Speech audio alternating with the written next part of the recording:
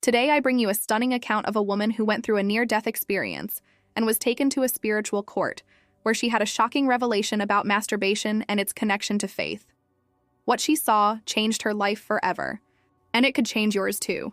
Before we start, comment here which city you're watching from and subscribe to the channel so you don't miss stories like this. Now get ready for a transformative story. My name is Elizabeth Thompson, and today I'm willing to reveal a chapter of my life that I never imagined I would have to share. First of all, I want you to know that I am not a professional writer, nor do I have plans to become a speaker or memoirist. I am, and always will be, a dedicated teacher at a Chicago school, a wife who struggles to balance the challenges of the home, and a mother who strives to provide the best for my children, Mark and Olivia. But behind this facade of normality, there is an experience that completely changed my perception of life, faith, and the meaning of forgiveness. I vividly remember an ordinary day where everything seemed to follow its usual routine. The sun rose with the promise of intense days of work, and, as always, I started the morning by preparing my children's snacks while reviewing the classes I would teach. Robert, my husband, was already preparing coffee, and a brief conversation about the weather forecast filled the kitchen with an almost comforting energy. "Liz, today looks like a beautiful day for an afternoon walk," he commented, with a calm smile that always calmed me. As I got ready for school, I reflected on my life. I woke up early, prayed, and read passages from the Bible with the hope of finding answers there to the turmoil that was hidden within me.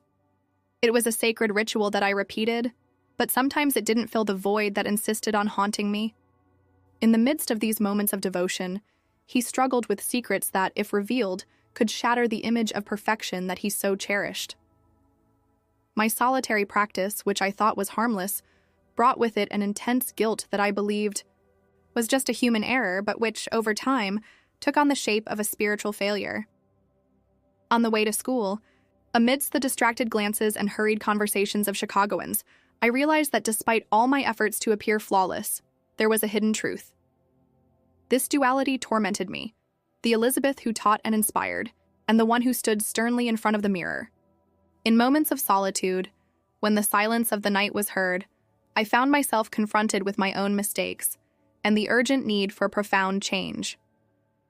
One morning, while preparing my classes and arranging the books on the shelf, I came across a disturbing thought.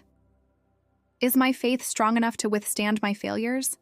I asked myself in a low voice, as the walls of the room seemed to echo an accusing silence. This reflection led me to a state of restlessness that I had never felt before. It was at that exact moment that I realized that something bigger than me was about to happen. That routine, which many would consider perfect, hid at its core an nigh, almost palpable tension, a silent preparation for an encounter that would change my life. I wasn't just the teacher, the wife, or the mother. I was a woman searching for answers, trying to reconcile the contrasts of my existence. Every step I took that morning felt like I was marching toward a revelation that was somehow inevitable. Today, as I speak these words, I feel like I am opening a door to the past, to the moments when my soul cried out for redemption. Through this story, I want you to know the true essence of who I am, without masks, without pretexts. My life before the experience that changed everything was a patchwork of apparent perfection and silent conflicts. Each morning began with the same meticulous routine: the sound of the alarm clock at 5:30, the careful preparation of coffee, and the prayer that echoed on the kitchen walls while Robert still napped next door. I dressed in discreet clothes, always choosing tones that reflected the sobriety that I valued so much, and prepared to face the day with the conviction that, despite my secrets, I was an example of faith and dedication. On the way to school, the frenetic pace of Chicago enveloped me. The streets, full of sounds and colors, contrasted with the whirlwind of emotions that I was hiding inside. During the journey, I often heard thoughts multiply in silence, questioning whether my faith was enough to cover up the flaws that I insisted on minimizing. Am I really connected to God deep down, or am I just pretending to have a devotion that prevents me from seeing my weaknesses? I muttered to myself as the city lights passed by in a blur. At school, between smiles and greetings, I wore a mask of calm. In the classroom, I encouraged my students to seek the truth and beauty of spirituality, while internally I struggled with a guilt that gnawed at me. The solitary practice that I kept secret, an act that, for me, was an escape from the pressure of always being perfect, turned into a ritual of contradictions. I justified these actions with thoughts that, after all, they were just small human missteps and nothing more than a harmless addiction. But the truth was different. Each act deepened the feeling that something was out of place, that a part of me was moving away from the path I always wanted to follow. At night, when the house quieted down and the early morning silence took over the rooms, introspection became relentless. I sat on the edge of the bed with the Bible open on my lap, trying to find comfort in the sacred passages, but my thoughts conflicted with the reality of my desires and actions. On one such night, as the rain drummed softly against the window, I remembered a specific episode that left me disturbed. "Liz, how can you preach about purity if your soul cries out for something different?" An inner voice questioned sternly. This conflict was recurring, a silent battle that, day after day, undermined my self-confidence. In the midst of all this, there were also moments of joy and love. Robert, with his patience and kindness, always found words of encouragement, even when I was lost in dark thoughts. "You're stronger than you know, Liz. We all have our struggles, but it's through facing them that we really grow," he told me, with a look that mixed tenderness and firmness. These moments of family support were the counterpoint to a life that, from the outside, seemed unshakable, but which contained fertile ground for guilt and despair. As I went about my days as a teacher, mother, and wife, an uneasy feeling began to wash over me. Each small slip, each justification I invented to calm my own conscience, slowly built an invisible wall between me and the inner peace I sought so much.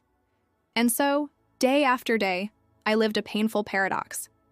The facade of a perfect life contrasted with the turbulence that pulsed in my heart. With each new dawn, the weight of my internal contradictions became more evident. Sitting at the edge of my desk, with the Bible open in front of me, sacred words mixed with turbulent thoughts. "Why do I feel this anguish, Elizabeth?" I muttered to myself, as the soft light of dawn invaded the room. It was as if the very essence of faith fought against the desires that secretly challenged everything I believed in. As I prepared breakfast, the aroma of freshly ground grain mingled with the whispers in my mind. I clearly remember a moment when Robert, noticing my distant gaze, approached me and asked in a voice filled with concern, "Liz, what's wrong? You seem lost in these thoughts." I hesitated, feeling the need to hide the inner storm. "I'm fine, just reflecting on life," I replied with a forced smile, trying to cover up the despair that burned in my chest. Meanwhile, at school, between the greetings and laughter of the students, duality was present. Each time I encouraged my students to seek the truth and draw closer to God, a part of me silently struggled, questioning whether I was worthy of delivering such a message. During a lesson on forgiveness, I remembered a recent episode in which, deep inside me, I felt a stab of guilt as I remembered times when I sought solace in my own desires. "True strength comes from recognizing our flaws," I said with conviction, but internally the words echoed like a painful reminder of my own imperfections. In the refuge of my nightly routine, the mirror became a courtroom where I was both the accuser and the accused.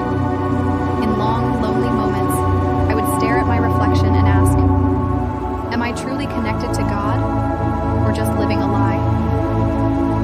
Every justification I invented to silence the voice of guilt created a wall between me and the truth I longed to face.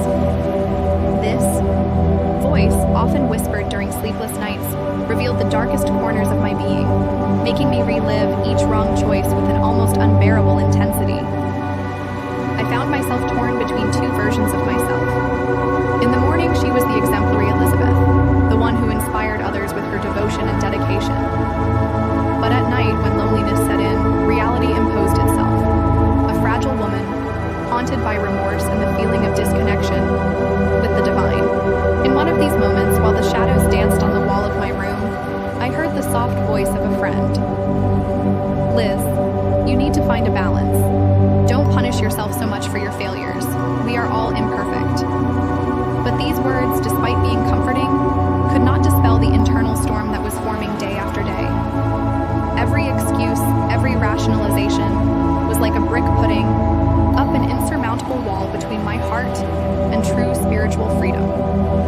The internal struggle was not just a conflict of thoughts, but a visceral battle that raged in every fiber of my being.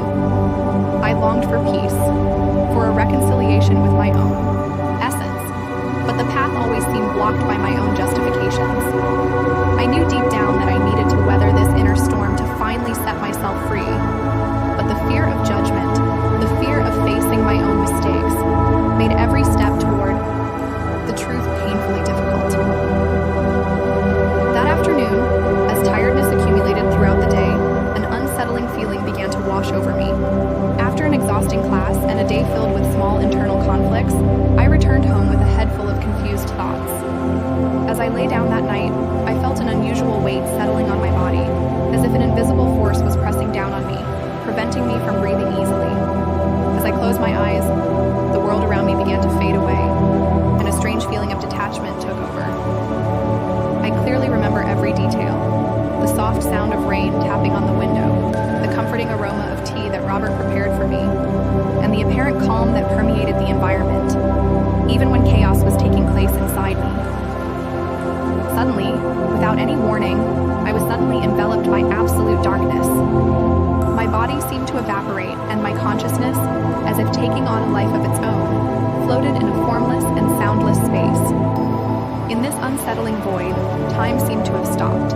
I felt intense anguish and overwhelming panic as I tried in vain to hold on to some sense of reality. Amidst the darkness, one thought echoed in my mind: what is happening to me? I tried to call for help, but no voice responded. Each second stretched into an eternity of helplessness and confusion. I remember realizing I was no longer in my body. I helplessly observed myself from an outside perspective. There was something surreal and disturbing about the way I saw my own image, as if I were watching a film in which I was the protagonist, but without the ability to interact with the events. The feeling of being ripped away from the familiar was terrifying and at the same time deeply revealing. As I wandered through that boundless space, memories of my life began to form into disjointed mosaics. Images of my daily life, from tender moments with my children to lonelier moments of self-questioning, flashed before me as if they were printed on shimmering screens. With each memory, a feeling of déjà vu mixed with the fear of the unknown. It was in that moment of complete vulnerability that I felt the arrival of something extraordinary.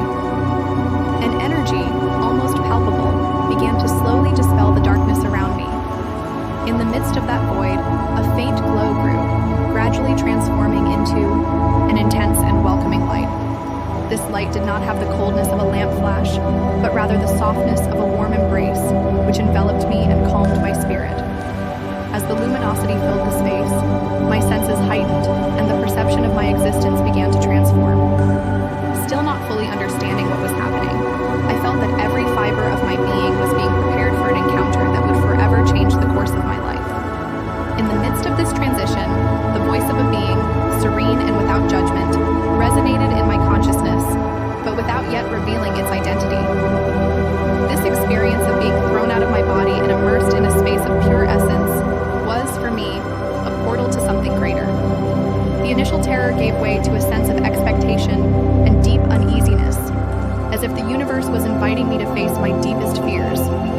In a mix of terror and fascination, I found myself on the verge of a transformation that could never be described with ordinary words.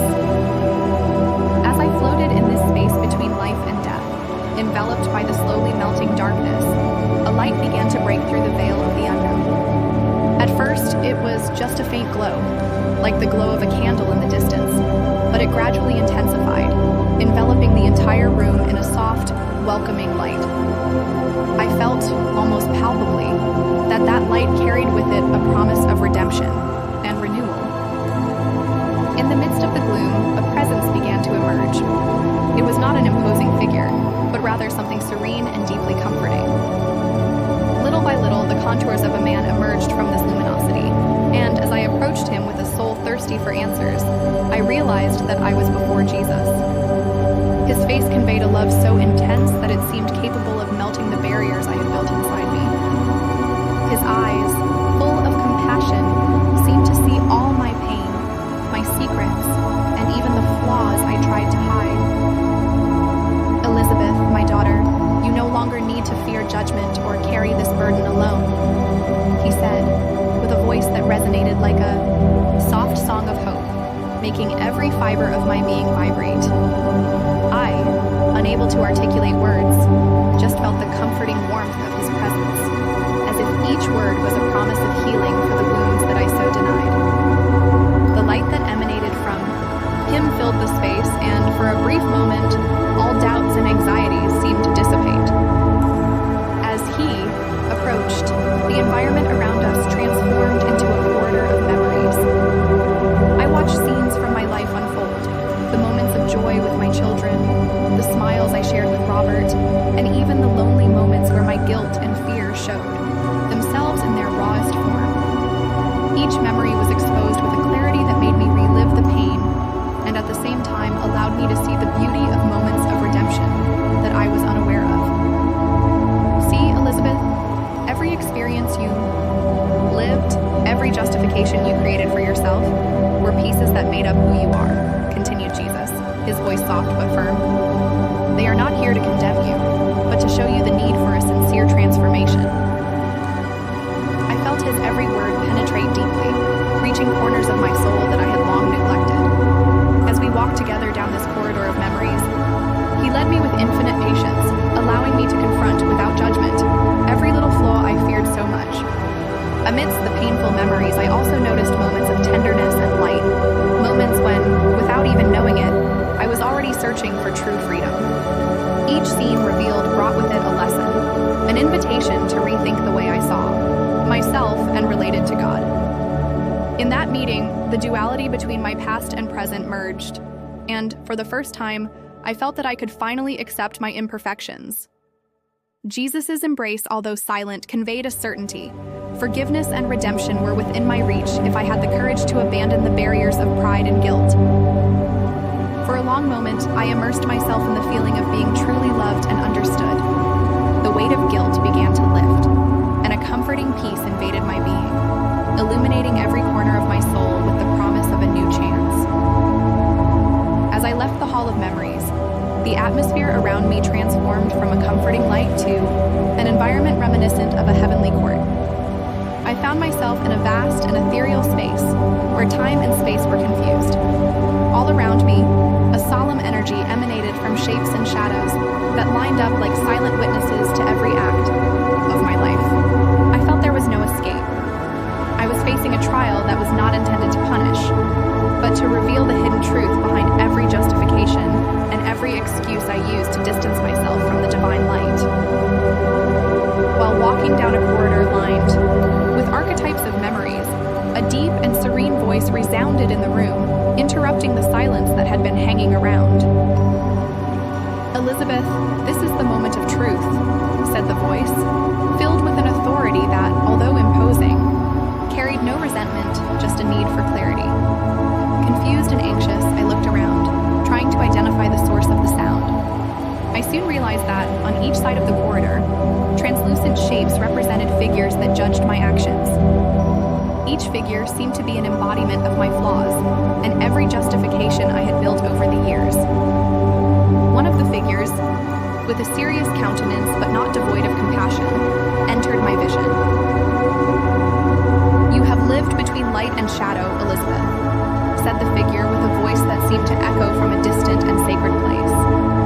Every excuse, every justification for his actions was a stone placed in this court of his soul. As these words echoed, images of intimate and secret moments were projected around me. Memories of silent nights and decisions made in the heat of solitude appeared as unmistakable witnesses. With each memory exposed, I felt the weight of my choices, as if I were being confronted by a mirror that neither forgave nor softened reality. Amid this imposing backdrop, Jesus reappeared, this time as the merciful judge who would conduct the trial fairly. "Elizabeth, I'm not here to condemn you, but to show you the path that leads to true redemption. he declared, his voice firm but full of tenderness. His words were like balm, but also an invitation to face every mistake head-on. He pointed to a series of moments when my justifications echoed like cries of desperation to maintain a distance from God. Each act, no matter how small it seemed, was now exposed with a clarity that made me cry silently.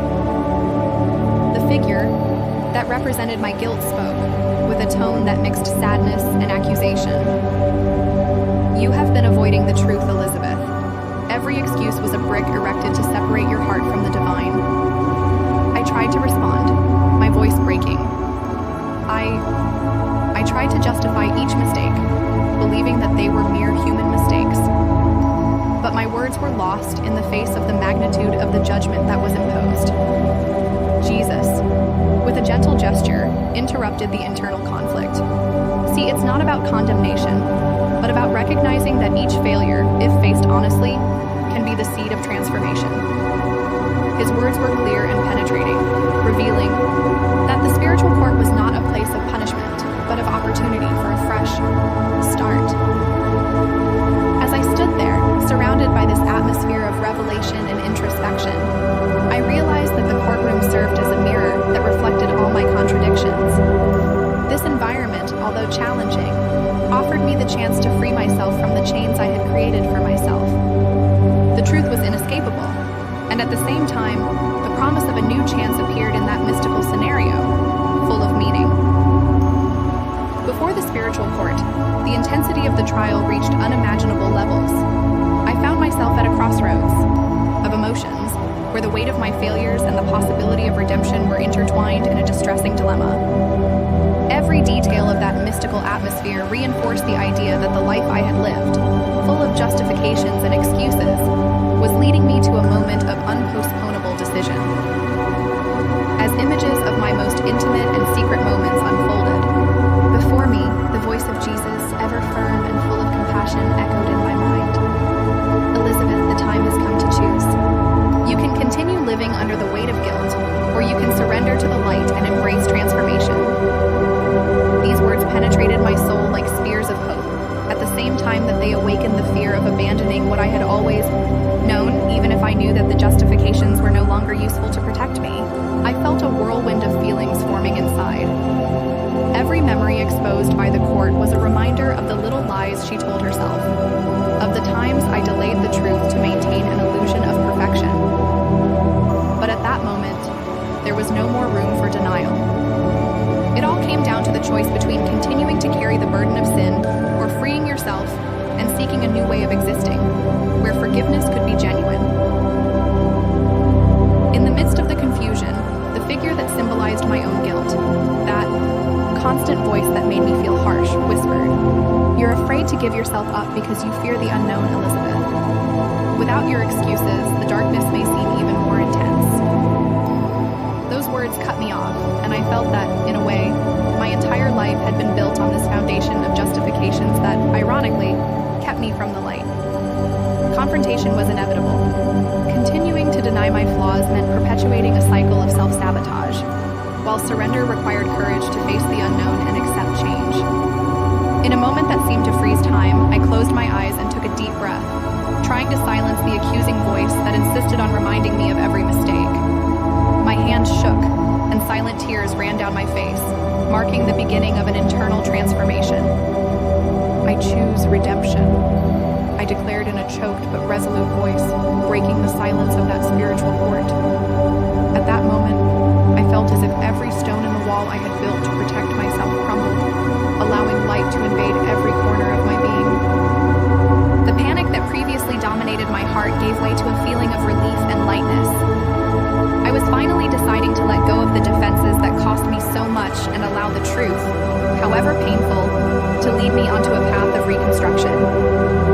Jesus, with a soft smile, approached and placed his hand on mine. "This choice, Elizabeth, is the most difficult, but also the most freeing you can make. By letting go of your justifications, you allow yourself to be transformed by love and truth."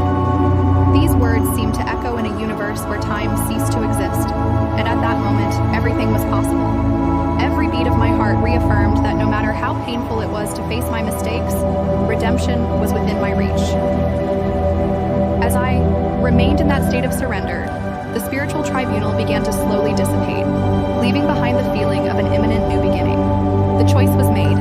I had chosen to live in the light, even if it meant confronting the darkest aspects of my existence.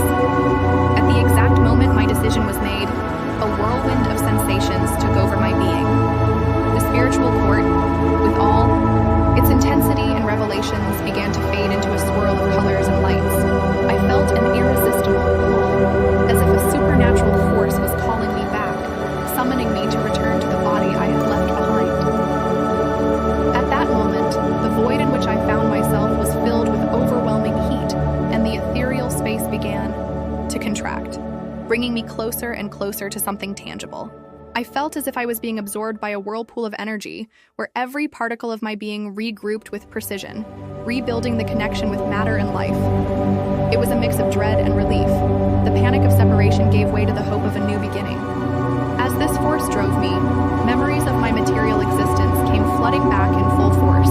My children's infectious laughter, Robert's reassuring voice, and the comfort of the walls of our Chicago home. This strong and welcoming memory made me feel that, despite all the spiritual turmoil, my essence belonged to a world full of love and humanity. In an instant that seemed to last an eternity, I was thrown back into my body. I felt the comforting pressure of the sheets, the cold of the air conditioning, and even the slight discomfort of physical pain, clear signs that my spiritual journey had come to an end, or rather turned into a new stage. When my eyes opened, I was greeted by a flash of light that could only mean the presence of life, and the first voice I could hear, faint and emotional, was Robert's. Elizabeth. His voice, full of concern and relief, echoed throughout the hospital room. He held my hand with a strength that mixed desperation and unconditional love.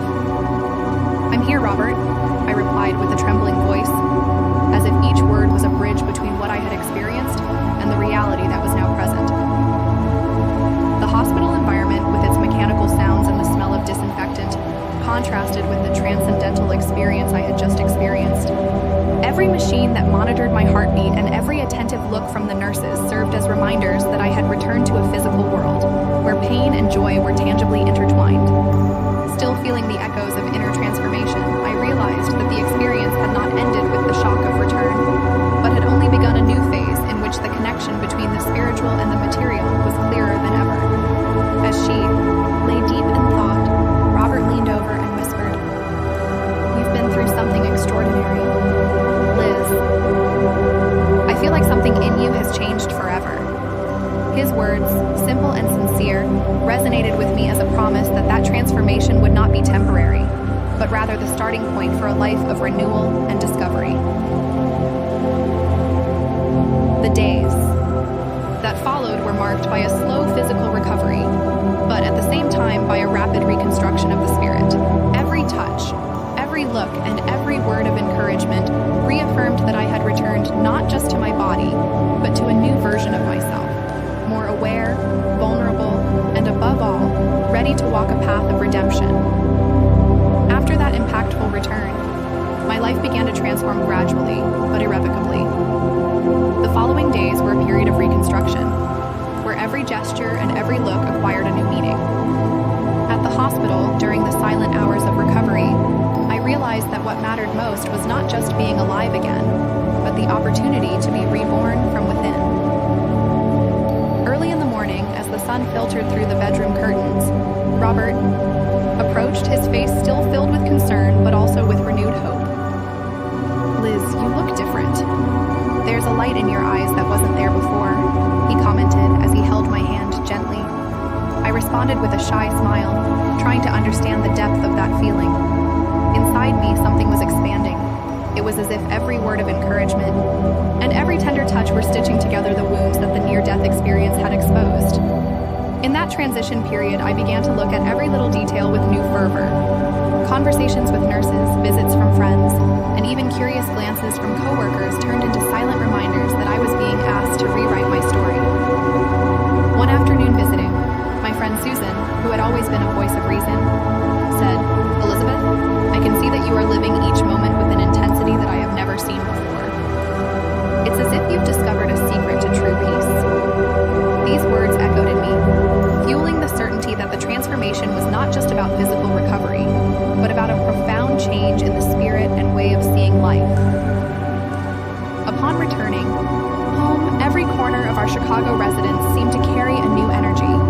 The kitchen, where he so often prepared meals with the same routine as always, now became a place of meetings and shared laughter with Robert and his children, Mark and Olivia. In simple conversations over dinner, I found myself inspired to talk about small changes in attitude and the importance of valuing every moment, no matter how small. At school, the environment has also changed. My students, who previously only saw the exemplary teacher, began to notice an unprecedented sincerity in my words and attitudes. During classes, I started to include moments of reflection, encouraging them to embrace their imperfections and understand that true strength lies in the courage to change. Each of us has a unique light, he said, while the curious looks turned into expressions of understanding. And it is in accepting our flaws that we find the path to greatness. The transformation process, however, was not without challenges. Within days, the weight of the past and the shadow of guilt threatened to return. In such moments, I remembered Jesus' words during the spiritual court and allowed myself to relive, even if for brief moments, the feeling of peace that the choice for redemption had given me. It was as if each obstacle was an invitation to reaffirm my commitment to change. Over time, the new version of myself wasn't just a matter of behavior or well-spoken words. It was an internal truth that manifested itself in every action.